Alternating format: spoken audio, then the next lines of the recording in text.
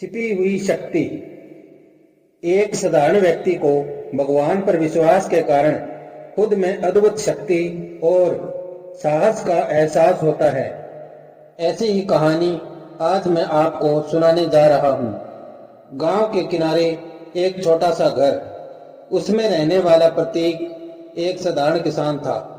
न कोई बड़ी दौलत, न कोई खास पहचान। उसका जीवन मिट्टी के खेत और छोटी सी झोंपड़ी के चारों ओर ही घूमता था। लेकिन एक चीज थी जो उसे सबसे अलग बनाती थी, उसका भगवान पर अडिग विश्वास। प्रतीक का जीवन संघर्षों से भरा था।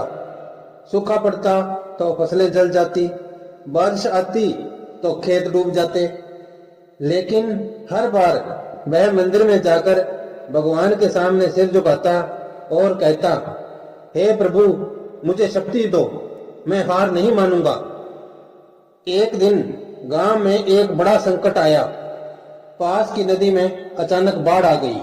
पानी ने गांव के कई घरों को बहा दिया। लोग डर के मारे इधर उधर भागने लगे। मदद कहीं से नहीं आ रही थी। उस समय प्रतीक ने देखा कि गांव के बच्चे और बुजुर्ग एक जगह फंसे हुए हैं, जहां पानी का स्तर लगातार बढ़ रहा था। गांव के लोग डर और बेबसी से देख रहे थे, लेकिन कोई कुछ करने की हिम्मत नहीं जुटा पा रहा था। प्रतीक ने अपनी झोंपड़ी से एक रस्सी और लकड़ी की नाव निकाली और बिना सोचे समझे पानी की ओर दौड़ पड़ा। गांव वालों ने उसे रोका।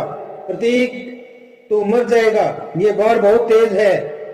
प्रतीक ने मुस्कुराकर कहा, भगवान मेरे साथ है, मैं अपने गांव वालों को इस तरह नहीं छोड़ सकता।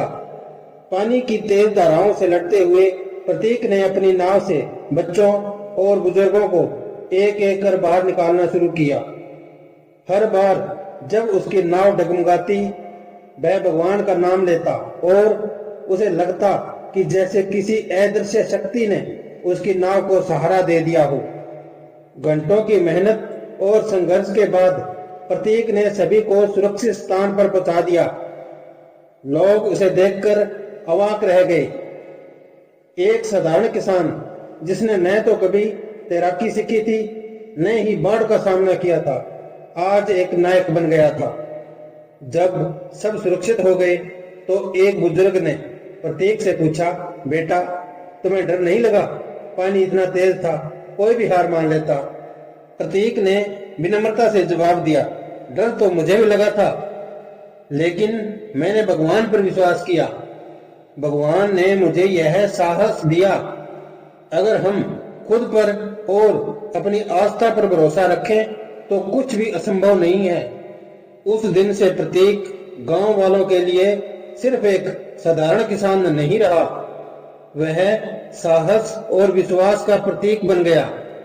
उसकी कहानी ने सबको यह सिखाया कि असली ताकत बाहरी साधनों में नहीं, बल्कि हमारे भीतर छिपी होती है। जब हम भगवान पर विश्वास करते हैं तो यह शक्ति हमारे हर डर को पीछे छोड़ देती है। अंत में भगवान पर विश्वास और अपने भीतर की शक्ति पर भरोसा ही हमें असंभव को संभव बनाने की राह दिखाता है। इस कहानी को अपने मित्रों और प्रियजनों के साथ साझा करें, ताकि यह प्रेरणा उनके जीवन में सकारात्मक बदलाव ला सके। हो सकता है आपके द्वारा साझा की गई यह कहानी किसी के जीवन में नई रोशनी लेकर आए।